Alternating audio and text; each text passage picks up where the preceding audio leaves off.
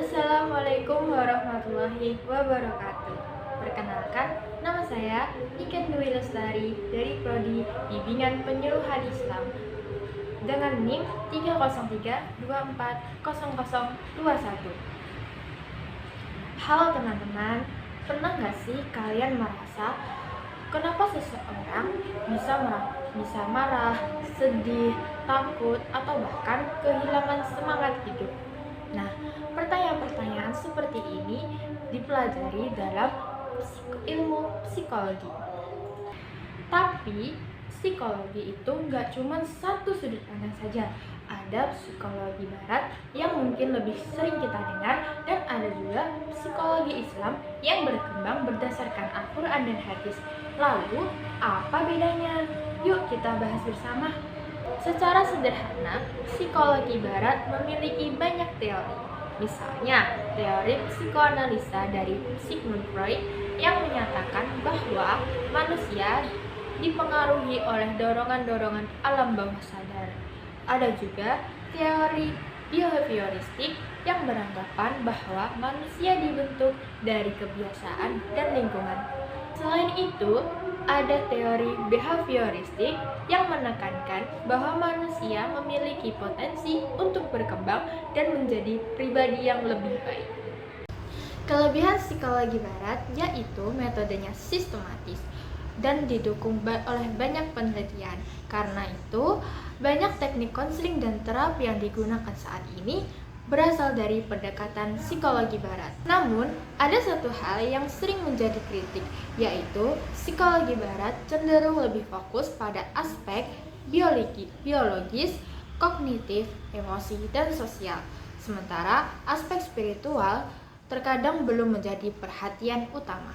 Nah, disinilah psikologi Islam hadir.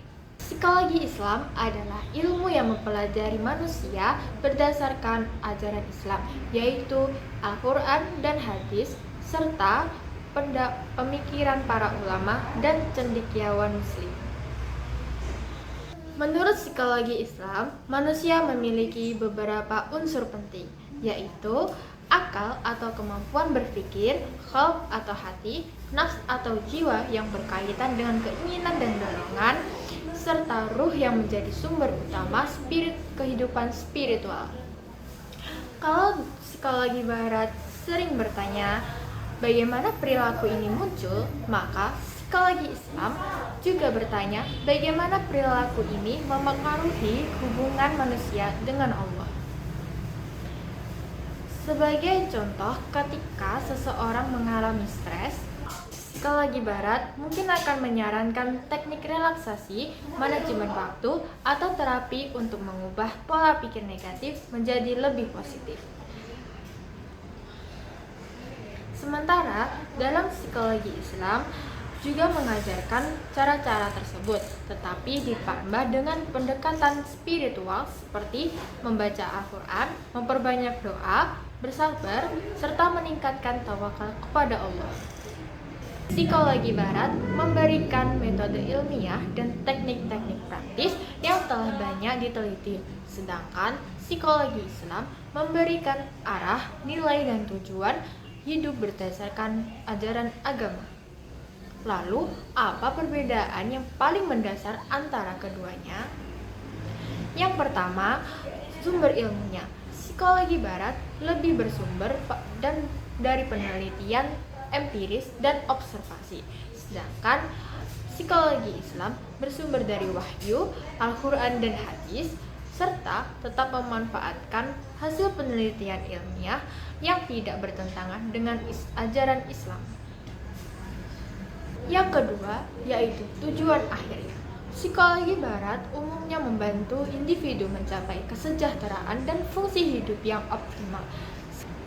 Sementara psikologi Islam tidak hanya bertujuan untuk mencapai kesehatan mental, tetapi juga kebahagiaan dunia dan akhirat, serta memperoleh ridha Allah. Yang ketiga, pandangan tentang manusia. Dalam psikologi barat, manusia dipandang sebagai individu yang memiliki potensi untuk berkembang. Sementara dalam psikologi Islam, manusia dipandang sebagai hamba Allah sekaligus khalifah di bumi yang memiliki tanggung jawab moral dan spiritual. Dari pembahasan ini, kita belajar bahwa mengapa kesehatan mental sangat penting. Saat kita merasa sedih, cemas, atau tertekan, jangan ragu untuk meminta bantuan kepada profesional. Dan bagi seorang muslim, ikhtiar tersebut juga bisa disertai dengan memperkuat hubungan dengan Allah melalui ibadah dan pendekatan spiritual. Sekian penjelasan dari saya, kurang lebihnya mohon maaf. Wassalamualaikum warahmatullahi wabarakatuh.